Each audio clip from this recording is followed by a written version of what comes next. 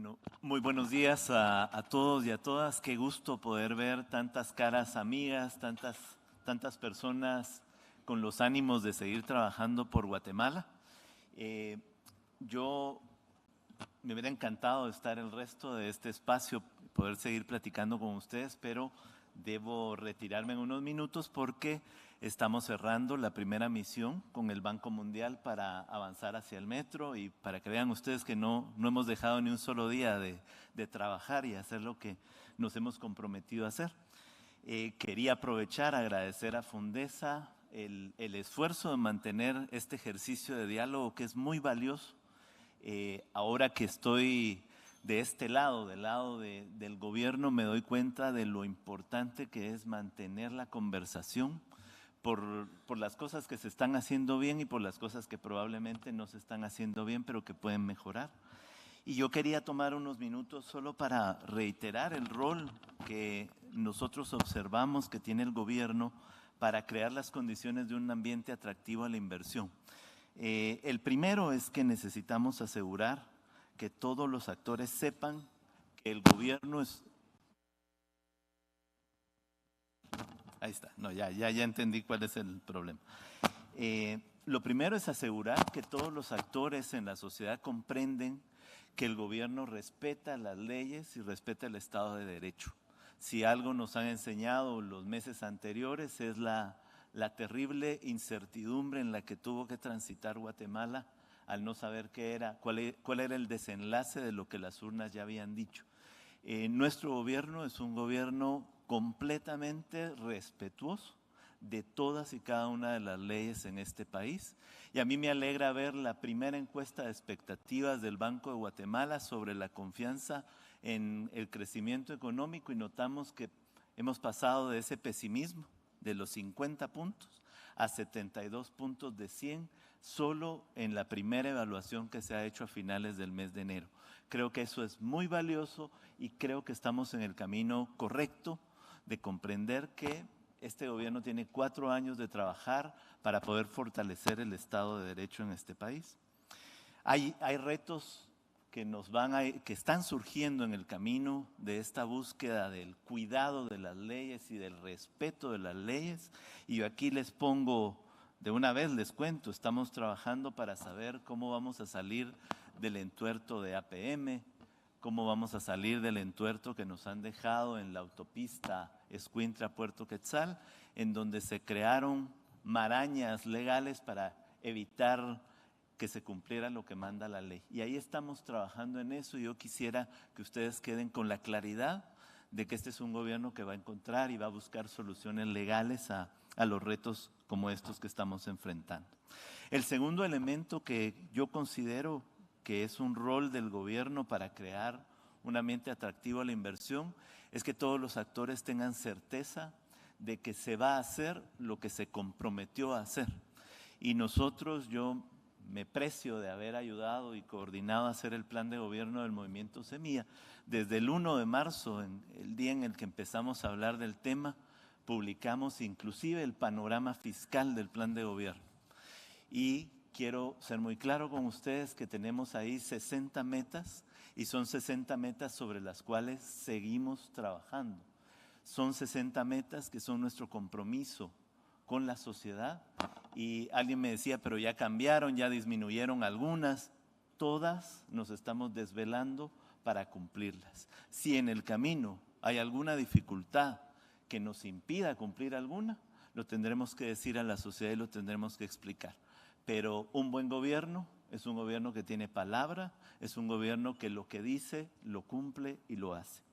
Y ahí, adicional a las 60 metas, tal vez una de las más complicadas sí sea la construcción del metro de la ciudad, pero seguimos trabajando en ello. Ya les comento que hoy cerramos la primera misión con el banco y nuestra intención es que en el año 2027 tengamos esa primera fase de la línea 1 del metro funcionando y ojalá haya un día en el que sea gratuito para que podamos subirnos y conocer que es un esfuerzo y que además habla de ese relato de una sociedad que se puede comprometer a hacer cosas cosas grandes, cosas para el desarrollo del país.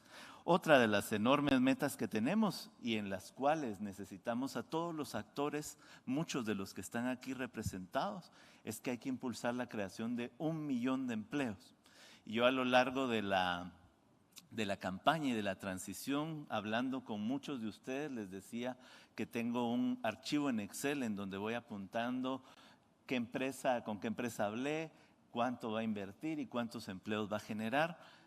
Creo que hoy es un buen día para heredárselo a nuestra ministra de Economía. Pero la perspectiva va por buen camino. Ese 1 millón de empleos es posible crearlo si nos ponemos las pilas todos y si cada quien hace la parte que le toca hacer de este trabajo, que es llevar desarrollo, bienestar y certidumbre a todos y cada uno de los guatemaltecos en este país.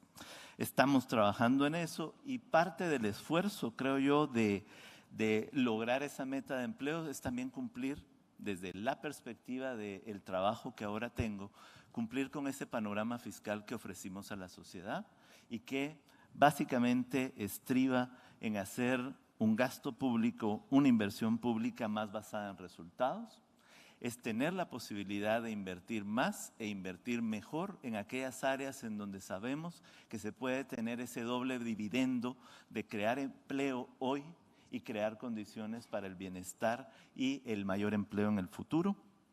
Por eso, más adelante en la conversación quiero decirles cuáles son los grandes temas, no solo de nuestra preocupación, sino de nuestro trabajo más intenso en estos 2 meses que se están cumpliendo hoy de gobierno. Siempre en el ámbito fiscal nosotros nos comprometimos a no incrementar tasas impositivas ni a crear nuevos impuestos y seguimos creyendo que ese es el camino de este gobierno en este momento. Sabemos muy bien que se tiene que mejorar la productividad de los impuestos y sabemos ahí que hay que seguir apoyando una administración tributaria que sea moderna y que cuide a los contribuyentes tanto como debe cuidarse a cualquier persona que está apoyando con recursos a la inversión pública. En el ámbito de la transparencia sabemos que el país perdió incluso algunos puntos a nivel internacional en esta materia y estamos trabajando en una estrategia que nos va a permitir volver a posicionar al país como un país que busca la transparencia, que tiene un sistema de administración financiera que es moderno y que además tiene un gobierno que le gusta rendir cuentas del trabajo que se está haciendo.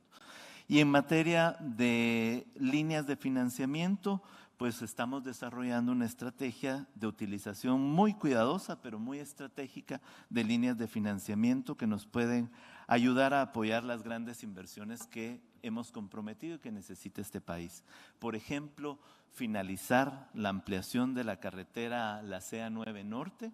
Ese es uno de los retos que nos hemos impuesto, que está en el plan de gobierno. Les puedo decir incluso el monto de lo que tenemos que invertir. Tenemos que lograr también la cobertura universal de la electricidad. En este país todavía 1 de cada 10 hogares carece de acceso a energía eléctrica. No puede haber desarrollo, no podemos hablar de mejores y mayores inversiones si ni siquiera tenemos electricidad en el territorio.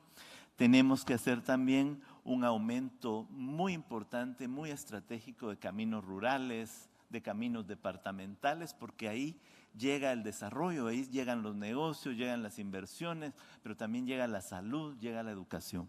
Y finalmente, uno de nuestros grandes retos es que necesitamos duplicar las inversiones en agua y saneamiento en el país si queremos enfrentar el desarrollo en un contexto de tanta niñez y tanta juventud, si lo queremos enfrentar de una manera muy exitosa.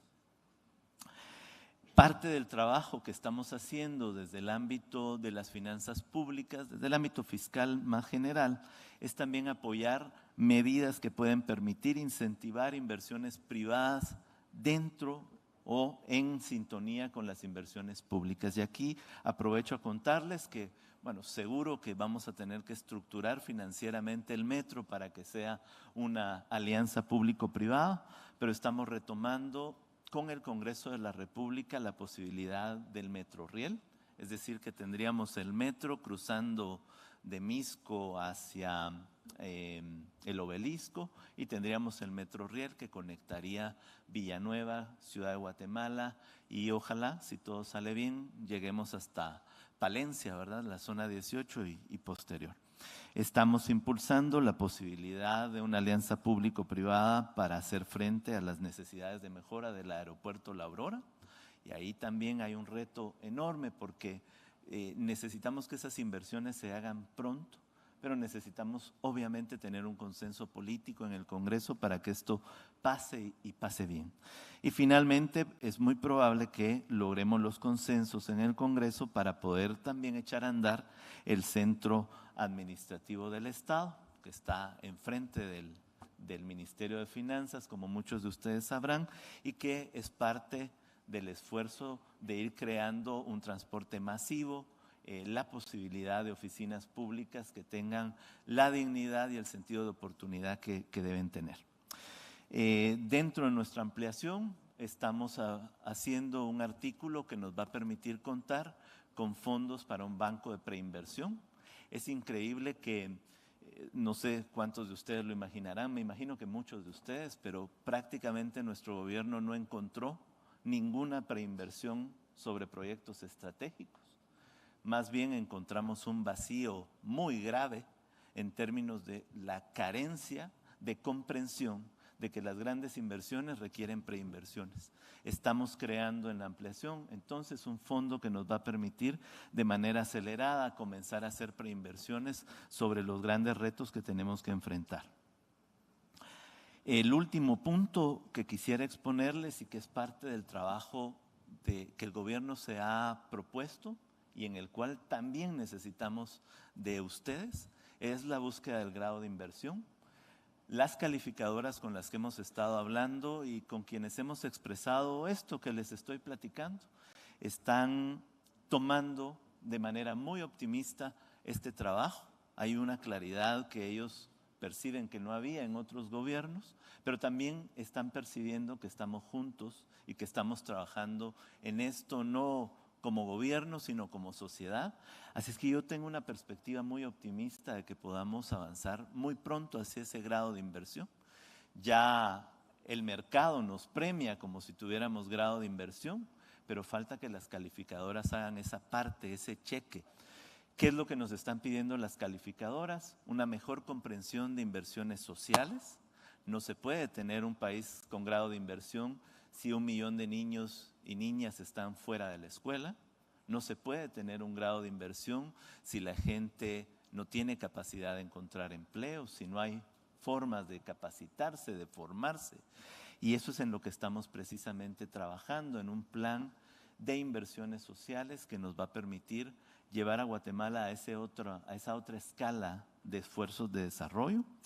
Lo otro que nos están pidiendo las calificadoras de riesgo es precisamente que haya una institucionalidad pública que esté basada en el cumplimiento pleno y absoluto de las leyes. Ahí creo que tenemos un mayor avance, aunque reformas necesarias que lleguen al Congreso van a poder ayudar a fortalecer esta idea de que en 4 años tenemos que crear las bases para un poder público que nunca vuelva a ser presa de intereses personales o de intereses políticos manifiestamente contrarios al bien común. Y finalmente lo que nos está pidiendo las instituciones, las calificadoras de riesgo, para poder avanzar, es tener una claridad sobre cómo se ve el país en los próximos años. Y en eso los necesitamos muchísimo a ustedes, porque una buena parte de cómo se va a ver el país en los próximos años dependerá de las inversiones privadas, dependerá del deseo de crear condiciones de empleo, dependerá de los ánimos para poder aprovechar el proceso de relocalización de las inversiones y que se queden en Guatemala, y dependerá de la capacidad que tengamos para ponernos de acuerdo sobre retos en materia de grandes inversiones económicas para este país. Cierro invitándolos de una vez al relanzamiento de la Mesa de Riesgo País el 22 de marzo. Vamos a exponer una primera línea de trabajo en la que nos podamos poner de acuerdo de las cosas que hay que hacer para llevar esa ruta al éxito esperado. Yo sí soy de la gente que si vamos a hacer algo, hagámoslo con tiempos, hagámoslo con rutas de trabajo, sepamos quién se suma y cómo lo hacemos. Y quizá nuestro primer reto de trabajo conjunto sean las reuniones en Washington en el mes de abril, en las cuales deberíamos de estar juntos hablando con los inversionistas de esa Guatemala que queremos construir ahora, entre todos y para el bien de todos nosotros. Muchísimas gracias por su tiempo.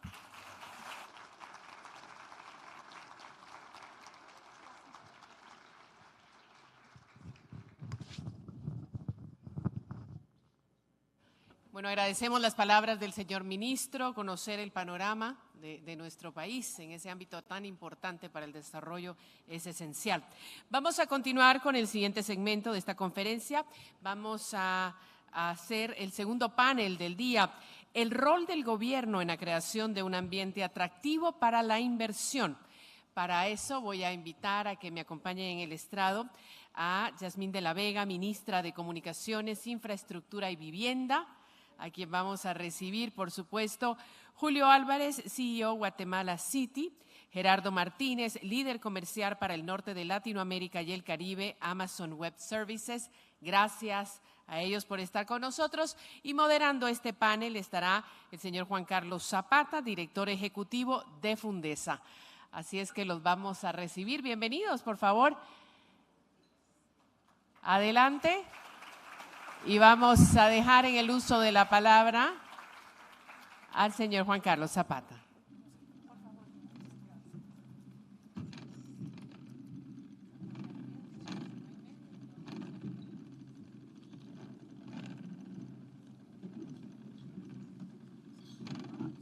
Muchísimas gracias. Gracias, María Luisa. Quiero antes agradecer al Council of the Americas, a Susan, a Randy, a todo el equipo y el staff del Council of the Americas. Creo que ha sido un evento muy importante y como bien se decía el día de ayer, esperemos que no tengan que pasar otros 10 años y seguramente el próximo año estaremos aquí nuevamente. Quiero también aprovechar esta oportunidad para agradecerle a la ministra de Comunicaciones.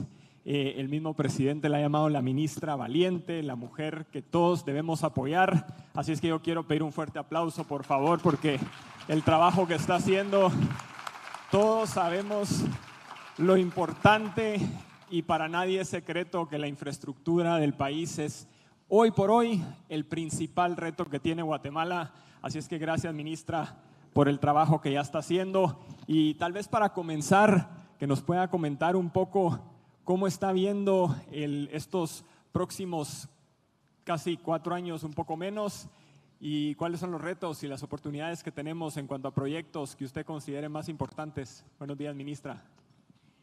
Bueno, buenos días a todos. Hoy en la mañana sonreía un poco cuando Juan Carlos me decía, ¿cómo está? Le decía, bueno, yo respiraba profundo, pero me dice, ya pasó la entrada. Bueno, ya pasé la entrada. Y realmente fue una entrada no deseable para ninguno, diría yo, porque he encontrado un ministerio sumido, y a la fecha aún hay raíces, sumido en la corrupción, sumido en el desorden, en todo. Cada cosa que uno ve está impregnada de esto. Nos ha costado muchísimo poder arrancar,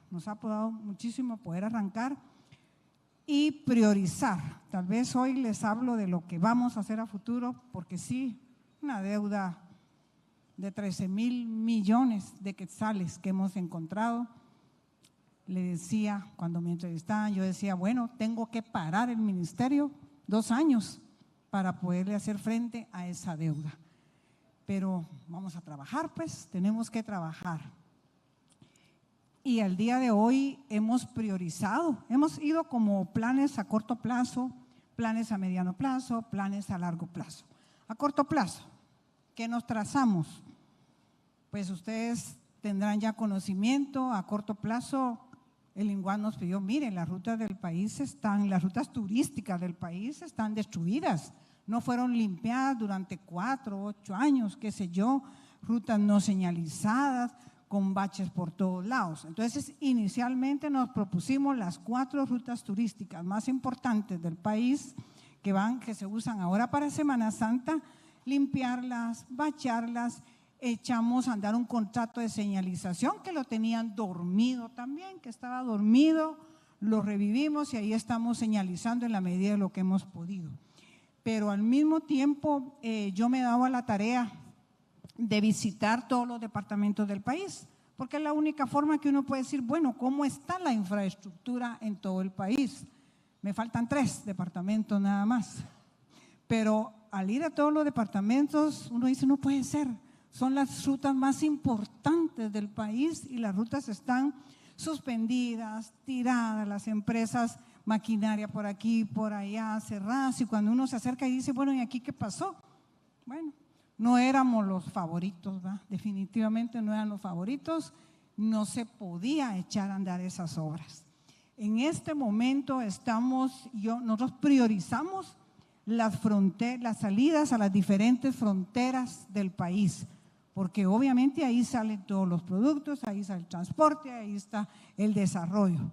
¿Qué rutas del país? Estamos ya, si ustedes transitan para Semana Santa a la frontera Valle Nuevo, la frontera San Cristóbal con El Salvador, ya va a estar la ruta temporalmente, o sea, temporalmente transitable, porque esa ruta debe ser de 4 carriles. Y cuando yo llego al ministerio me dicen, es que los contratos están judicializados, no se puede entrar, no se puede. Y cuando ya uno ve y ya ve realmente qué es lo que pasa ahí, se da cuenta que simplemente están suspendidos por 8 años. Esa ruta tan importante es que no puede ser, pero gracias a Dios ya la logramos restablecer. La semana pasada estuve en Huehuetenango también, la ruta en la salida a México, la que da a la frontera, ¿cómo se llama esta frontera? Bueno, la frontera a la Mesía igual, o sea, las rutas principales del país están completamente abandonadas. Eso es nuestra segunda fase ya después de hecho ya hay muchas rutas que ya están en ejecución. Muchas rutas importantes, caminos primarios, que es lo primero que tomamos, caminos primarios, caminos secundarios, por ahí vamos. Hemos también, si ustedes se han dado cuenta, pues ya hemos tratado de poner en buen funcionamiento la autopista Palín-Escuintla. Vamos ya con la parte de Escuintla-Puerto Quetzal, también igual, la misma manera, todo suspendido, ¿verdad? Todo suspendido. Entonces ha sido una tarea titánica, todo suspendido. Estamos ya reactivando este proceso de los proyectos grandes que usted me dice. Todos los pasos a desnivel que se van a usar en diferentes áreas también los continuamos, previo revisión de contratos también, El Puente Belice 2, una serie de pasos a desnivel que los estamos revisando para poderlos continuar y reactivando.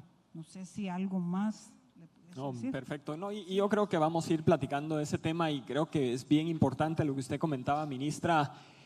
Hay una prioridad, hay una cartera de proyectos, son casi 100 proyectos, son casi 7.600 millones de dólares en CAPEX de diferentes proyectos. Y creo que es oportuno también empezar a ver que Guatemala tiene, por un lado, temas también en donde las mismas organizaciones internacionales nos ven positivamente. Y con esto paso con Julio Álvarez. Julio, Guatemala pues es un país con una macroeconomía envidiable, muy estable y un sector financiero muy sólido y eficiente. De hecho, el propio Foro Económico Mundial, la resiliencia del sistema financiero lo evalúa en 76 puntos sobre 100, con cada vez más inversiones también en fintech. ¿Qué nos puedes comentar sobre el crecimiento de las inversiones en Citi en Guatemala y en qué sectores están viendo más oportunidades? Buenos días, Julio. Buenos días, Juan Carlos. Gracias por la invitación. Gracias al Consejo de las Américas y a Fundesa por esta invitación.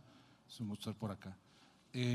Mira, en Citi tenemos, este año precisamente cumplimos 50 años de presencia interrumpida aquí en Guatemala, y ciertamente uno de los grandes atractivos que vemos aquí en Guatemala es el es la estabilidad económica. Ciertamente Guatemala no ha tenido crecimientos acelerados como lo podemos ver en otros países de Asia. Sin embargo, la estabilidad que ha mostrado los últimos años a través de un banco central independiente, una junta monetaria establecida donde participan varios sectores, realmente le ha dado mucha estabilidad al tipo de cambio, le ha dado estabilidad a la inflación y eso hace muy atractiva la economía de Guatemala y la inversión. Lo que hemos visto últimamente en el crecimiento ha sido básicamente es en el sector consumo, es en el sector de manufactura ligera, construcción ha sido también uno de los grandes impulsores junto con real estate y todo eso realmente ha sido apoyado con un sólido sistema financiero, un sólido sistema financiero aquí en Guatemala que ha permitido el crecimiento de todas estas industrias. Hacia adelante yo te diría que donde vemos una gran oportunidad es en infraestructura, no solo por la derrama económica que va a generar en ese momento, sino por las implicaciones alrededor de hacer una economía más eficiente y obviamente mucho más competitiva, ¿no? Porque digo, coincido ciertamente que digo, las carreteras, los caminos, los puertos, los aeropuertos son fundamentales para sostener el crecimiento de Guatemala en el futuro. Y otro sector también que no quiero obviar es el agroindustrial. Ciertamente el sector agrícola ha crecido mucho. Yo creo que también hemos visto cómo algunas empresas se han tornado a dar más valor agregado en sus productos, lo cual le da más estabilidad en los flujos y ciertamente les permite mitigar los riesgos de precios en commodities, ¿no? No, gracias, Julio. Y definitivamente lo que estamos viendo desde varios espacios, desde la iniciativa Guatemala no se detiene, es que por un lado están los temas de infraestructura, de movilidad, pero también los temas de certeza jurídica, digitalización, y esto pues me da la oportunidad de hablar ahora con Gerardo Martínez. Gerardo, pues ¿qué papel juegan las tecnologías, especialmente en la nube, en el desarrollo nacional y por consiguiente para la atracción de inversiones, especialmente en un país donde hay una prioridad para la digitalización de los servicios públicos? Buenos días, Gerardo. Buenos días.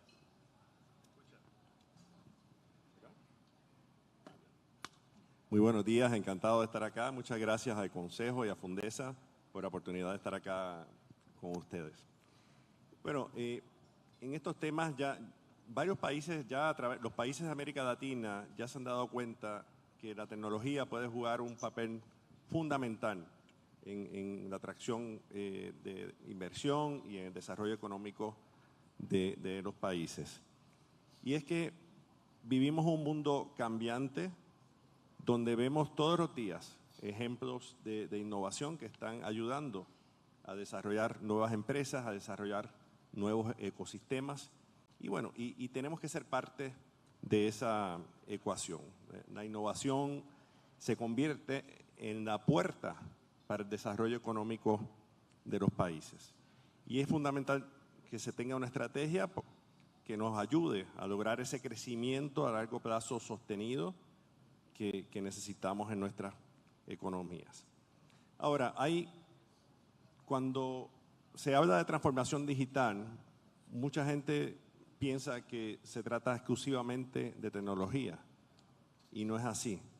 Necesitamos un cambio en la cultura de cómo hacemos negocios, en la cultura de cómo operamos tanto el sector privado como el sector público, y esto conlleva cambios en los procesos, cambios en los recursos humanos, cambios en los procesos de gobernanza, en la seguridad, etcétera. Entonces, es imperativo que todo eso se vea como una serie de cambios, no estrictamente cambios de tecnología.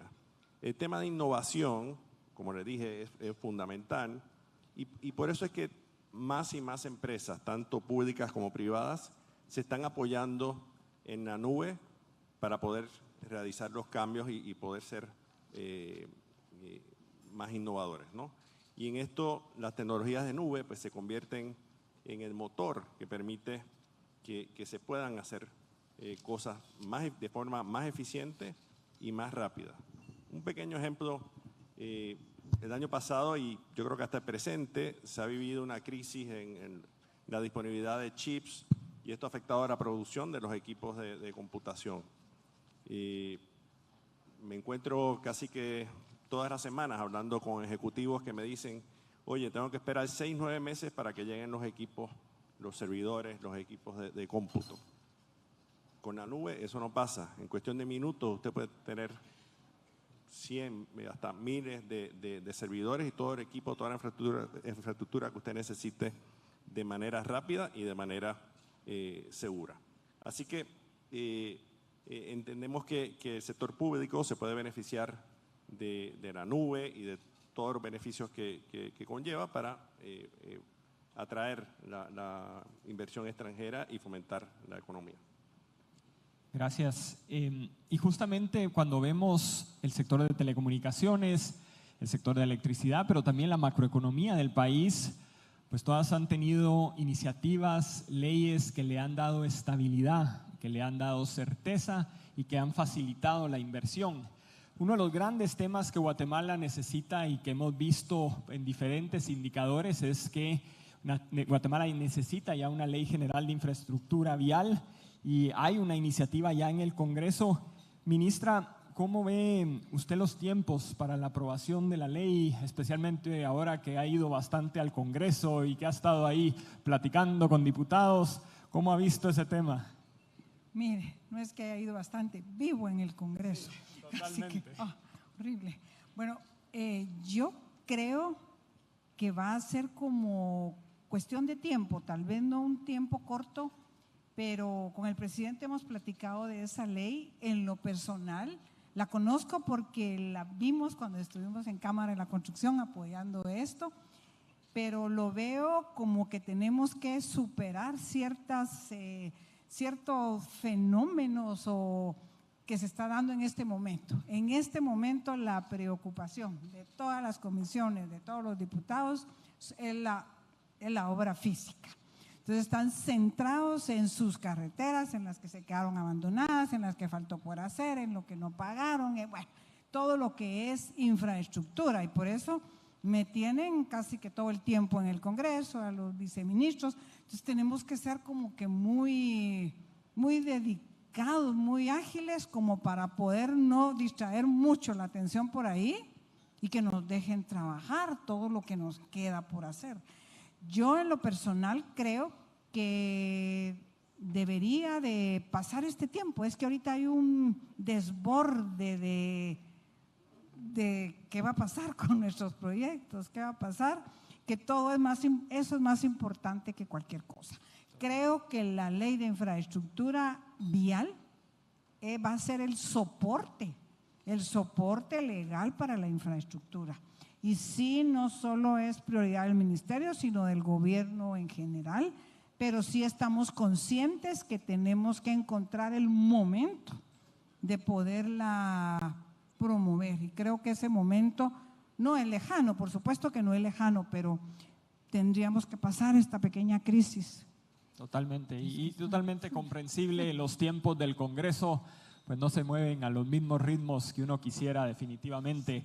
Julio, cuando vos ves Guatemala desde fuera y cuando vos ves, digamos, ya desde una perspectiva de tu relacionamiento con inversionistas, ¿cuáles deberían de ser las dos prioridades más importantes del gobierno del presidente Arévalo precisamente para aumentar servicios financieros más competitivos, más dinámicos y por supuesto más ágiles en el país?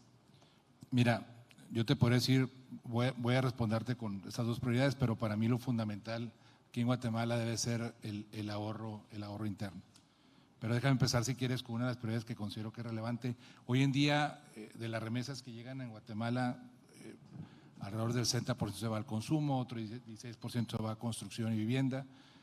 Yo creo que eso a final del día puede ser la materia prima para que, obviamente, el gobierno busque crear un ecosistema en donde se fomente precisamente el uso de medios de pagos digitales y eficientes para generar, por un lado, eventualmente, digamos, una búsqueda de un desarrollo de crédito, pero por otro lado también que con ese mismo ecosistema también busquemos generar el ahorro interno de la gente. Eso por un lado. Por el otro lado, creo que para enfrentar esta masificación de los servicios financieros es importante también tener un sistema o una industria financiera sólida, una industria financiera sofisticada. Yo creo que para eso es importante dos aspectos bien relevantes. Uno es el tener un mercado de capitales sólido local. En ese mercado sólido obviamente tiene que ser un mercado que sea profundo, tanto para que los mismos bancos puedan tener acceso al fondeo a largo plazo, empresas también puedan tener fondeo a largo plazo, pero por otro lado también que se creen esquemas o que se fomente el ahorro de la población, ya sea a través de pólizas de vida y ahorro, o puede ser alguna creación de fondos de pensiones que precisamente den ese espacio para la creación de ahorro y el fondeo a largo plazo, que Guatemala pueda ser independiente y que no dependa de acceso a capitales fuera de Guatemala. Y por último te diría que los bancos tienen que tener también la capacidad de poder hacer más eficiente la forma en cómo ellos cubren sus riesgos financieros. Eso yo te diría que lo que a lo mejor es relevante, es importante, una regulación y reglas fiscales que le permitan a los bancos cubrir esos riesgos, ya sea de tasas de interés, monedas o de commodities. Gracias, Julio. Gerardo, ¿cuál consideras que puede ser el rol del gobierno para precisamente transformar digitalmente al país? Y adicionalmente, ¿qué consideras que podría estar haciendo o puede hacer el gobierno para promover el desarrollo económico de la mano de la tecnología? Porque uno de los grandes aspectos que vemos es que la digitalización pues, ha ayudado a muchos otros países a acelerar procesos, a hacerlos más dinámicos. Pero ¿cuál ha sido tu experiencia y qué podría hacerse aquí en Guatemala? Sí, así es. Y bueno, es que los beneficios de la transformación digital son muy amplios, ¿no? Entonces, es imposible ignorar los mismos. Ya hemos visto en América Latina varios países ya han comenzado a ajustar sus políticas para precisamente adoptar estas nuevas transformaciones, ¿no? Vemos, por ejemplo, la agenda digital de Argentina, la estrategia de gobierno digital de Brasil, la transformación digital del Estado de Chile, igual que ejemplos similares en Colombia, en México y en otros países, ¿no? Entonces, estas estrategias es importante y lo que estamos viendo es que contienen unas aspiraciones nacionales importantes que incluyen el uso de la tecnología y de la tecnología de nube para la transformación digital, ¿no? Es importante que se fomente todo el concepto de ciudades inteligentes, es importante que se fomente la mejora en la educación, la inclusión económica, el acceso a Internet y al igual que la protección, algo muy importante, la protección de los datos, ¿no?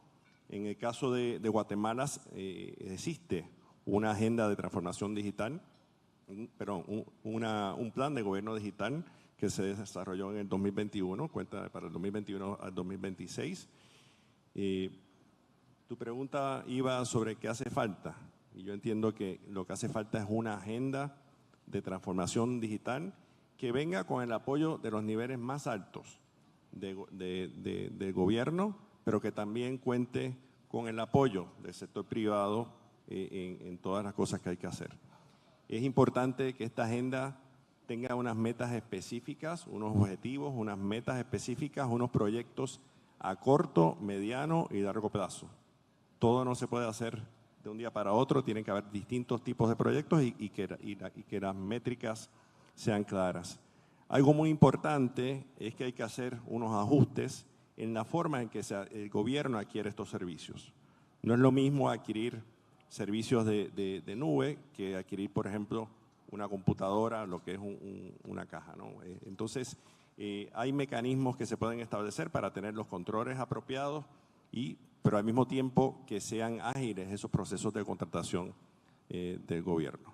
Y esto creo que nos puede ayudar a mover al frente a nuestros países y específicamente a Guatemala.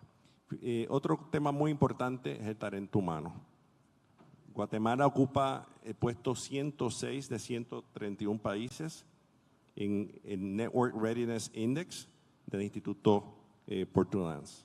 Así que es fundamental que desarrollemos el capital humano y las destrezas que necesitan tener ese capital humano. Así que hay que atacar con capacitación, entrenamiento a los ciudadanos en las escuelas, en las universidades, dentro de las estructuras del sector público, y aquí pues entendemos que se pueden llevar a cabo alianzas público-privadas muy interesantes para lograr acelerar esos temas. Para nosotros el tema de la educación es fundamental. Nosotros tenemos un compromiso de capacitar de manera gratuita a 29 millones de personas para el año 2026. Ya en América Latina, desde el año 2017 comenzamos y ya hemos capacitado a más de 2 millones de personas en América Latina. Y bueno, entendemos que es fundamental todo ese tema también de desarrollo humano. No, y definitivamente, especialmente cuando en Guatemala pues existe ya una ley antitrámites y que precisamente este año hay un plazo fatal hasta el mes de agosto, así es que hay mucho que se tiene que trabajar en ese proceso. Ministra, ahora viendo también los temas de transporte que son fundamentales para el crecimiento y el desarrollo del país, estamos viendo con muy buenos ojos y con mucho liderazgo el esfuerzo que el Ministerio de Comunicaciones está haciendo en el aeropuerto, en los puertos, en poder generar mejor transporte público. ¿Por qué nos comenta un poco del trabajo que se está haciendo y cómo podemos avanzar en ese tema? Gracias, Juan Carlos. ¿Se oye? Sí, bueno, como bien es conocido con ustedes, el tema con el Ministerio de Comunicaciones es que tiene 5 brazos ejecutores. Entonces, en lo que estamos en carretera, de pronto estamos en vivienda, luego estamos en comunicaciones, luego en transporte, luego en escuelas, luego en hospitales. O sea, es muchísimo realmente lo que hay que hacer. Pero iniciando específicamente, aún no llevamos 60 días de estar en el ministerio, pero iniciando la gestión en el ministerio, pues nos encontramos en una de las visitas a las instituciones, que es lo que yo hice inicialmente, con un aeropuerto totalmente destruido, y el aeropuerto es la cara de Guatemala, nuestro país, para los turistas, para los inversionistas. Y encontramos un aeropuerto que las gradas, que las fajas descompuestas, que los ascensores no caben en el espacio, bueno, ¿para qué contarles? Ustedes ya lo conocen. Y aún así hemos intentado, ahí sí que he intentado ir por pasos, y ya estamos logrando ordenar el aeropuerto en la medida de lo que hemos podido. Ya hay más seguridad en el aeropuerto, ya se ha señalizado. Nos encontramos con una pista de taxeo donde los aviones pasaban 20 minutos para poder llegar a la pista principal, abandonada, o sea, no, abandonada. Y dio casualidad que al día siguiente ya estaba el contratista ahí. Entonces, miren, una serie de… Así me ha pasado con las carreteras también, cuando saben que voy a llegar aparecen.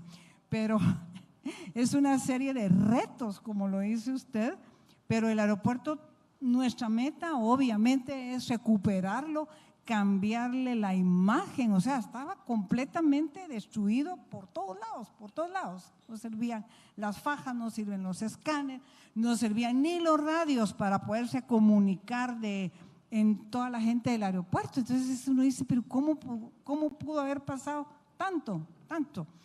Y igual cuando recién tomamos, tal vez hace 4 semanas, el Puerto Quetzal, lo mismo, Puerto Quetzal, lo mismo. Tenemos ya un gerente de mucha historia, una persona honesta que le está haciendo frente a Puerto Quetzal. Ya anulamos una serie de contratos porque único proveedor en una serie de contratos importantes de Puerto Quetzal se anularon. Esa ha sido nuestra tarea, recuperación de Puerto Quetzal. Ya nos tocará ya a corto plazo Santo Tomás, y así de veras que ha sido una Ha sido por todos lados, o sea, por todos lados encontramos de todo, pero lo hemos afrontado, ahí estamos afrontándolo y dándole competitividad al país también.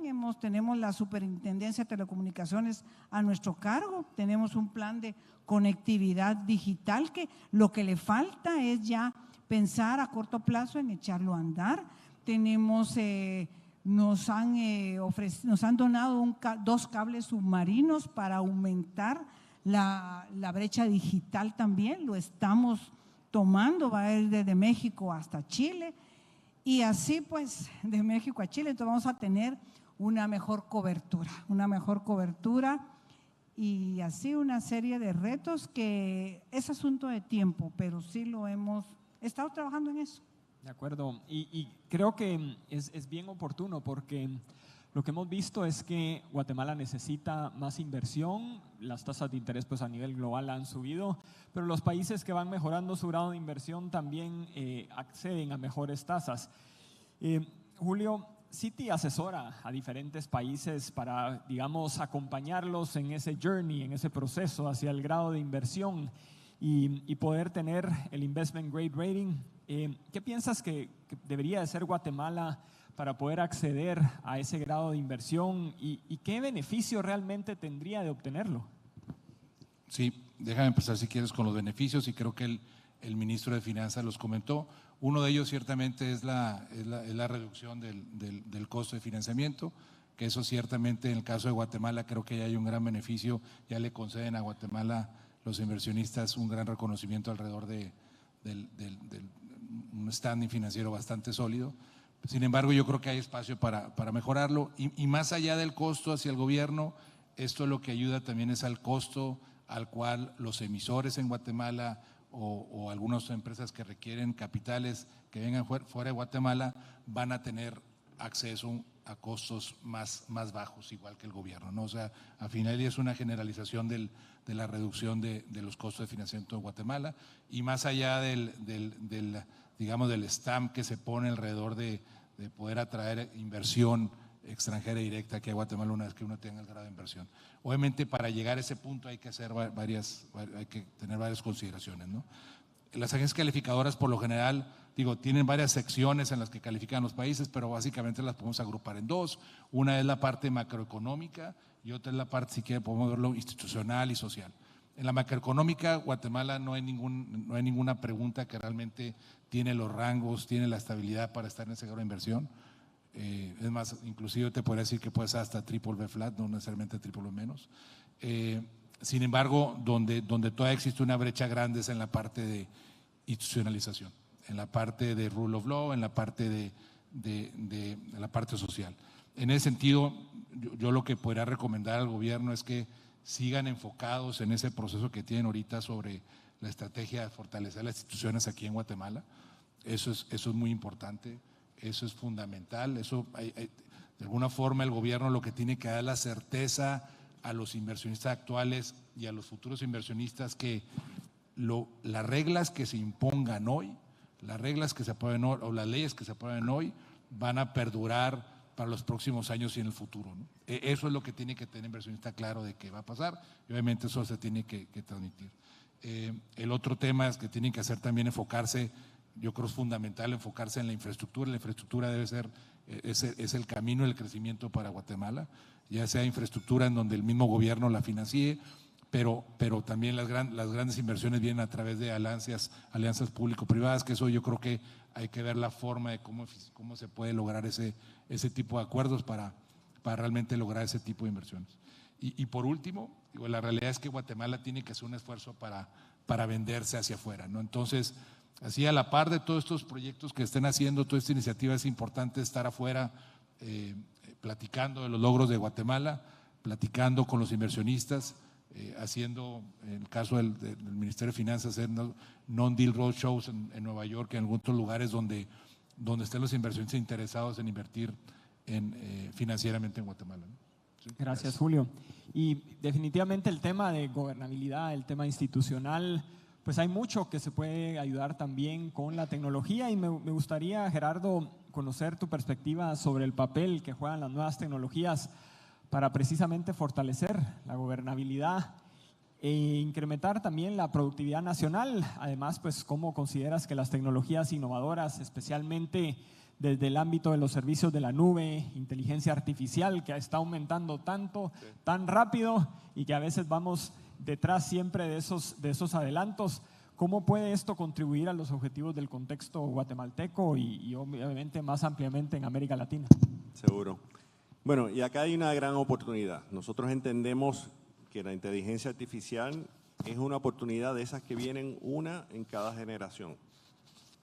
Y entendemos que puede ser la herramienta que nos ayude a salir de ese estancamiento que existe a nivel mundial en términos de la productividad, de mejorar dramáticamente la productividad.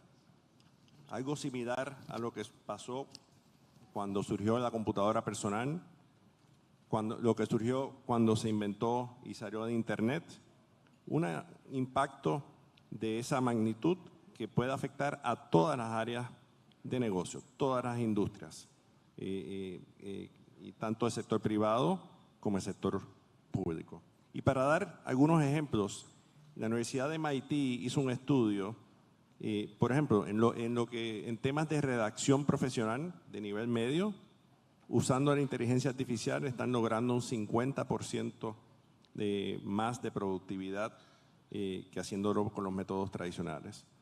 Nosotros internamente y para nuestros clientes contamos con una herramienta para los programadores que se llama Amazon Code Whisperer, que está logrando que los programadores sean 57% más efectivos que usando los métodos tradicionales. Entonces, hay varios mecanismos que nos pueden ayudar en esto. Lamentablemente, en la adopción, y es importante decir, lo bueno es que estamos en una etapa muy temprana de la inteligencia artificial. Estamos quizás en los primeros 25 metros de una carrera que es un maratón. Entonces, estamos a tiempo de capitalizar eso, ¿no? La parte, sin embargo, la adopción no ha sido la adopción que se espera, ¿no? Necesitamos acelerar bastante esos temas. Inclusive países que son líderes en la investigación y desarrollo de inteligencia artificial, como es Canadá, apenas tienen un 4% de adopción de temas de inteligencia artificial. Así que yo creo que hay que acelerar mucho estos temas. Hay beneficios también para los trabajadores. Hoy día, los trabajadores que tienen destrezas de inteligencia artificial, hoy día ganan en la media 21% más que los que no, y puede ser hasta un 40% más. Los postings, los anuncios de empleos en LinkedIn de inteligencia artificial se han duplicado en los últimos 2 años. Así que Guatemala no puede quedarse atrás y hay varias cosas que puede hacer. Desde el punto de vista de la demanda, puede asegurarse de solicitar en la compra, aprovechar su poder de adquisitivo para en sus compras pues, fomentar el uso de productos y soluciones de inteligencia artificial.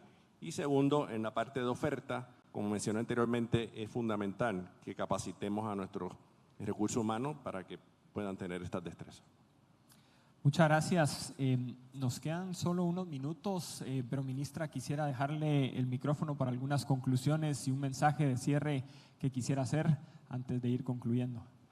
Bueno, primero agradecerles esta invitación, con gusto. Yo estoy a la orden, las puertas del ministerio están abiertas para todos. Decirles que tengan confianza, que las cosas se están haciendo bien, que nos falta tiempo, definitivamente. Con el tiempo, poco a poco, ustedes van a ir viendo señales que estamos invirtiendo, que estamos generando confianza, que estamos combatiendo la corrupción inicialmente y que el ministerio va a ser un ministerio que se va a proyectar por el bien, por el desarrollo del país, que la infraestructura, estoy consciente, es clave la infraestructura del país y es una de las prioridades del gobierno del presidente Arévalo, recuperar, les digo porque eso es lo que nos toca, recuperar la red vial del país y hacer crecer. Creemos en las alianzas público-privadas porque en lo personal creo que el gobierno no tiene los recursos suficientes para poder afrontar las necesidades que tiene nuestro país. Muchas gracias, ministra. Yo pues quiero agradecerle a los panelistas, para quienes pido un fuerte aplauso, por favor. Muchas gracias. Y agradecer y reconocer que tanto en el Council of the Americas, en Fundesa y en otras organizaciones que forman parte de la iniciativa Guatemala no se detiene, ministra, cuente con el apoyo de todas las instituciones, porque sabemos del trabajo que están haciendo y podemos apuntalar a un esfuerzo de país mucho mayor. Muchísimas gracias, Julio, Gerardo, y ahí estamos en contacto y regresamos con María Luisa para la conducción. Feliz día.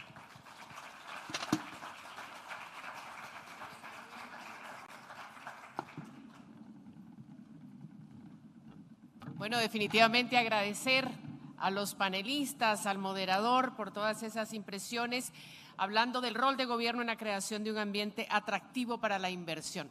Vamos ya concluyendo en la recta final y en este momento tengo el gusto de invitar al estrado al señor Ricardo Quiñones Lemus, alcalde de la ciudad de Guatemala, porque él tiene para ustedes las palabras de clausura de este evento.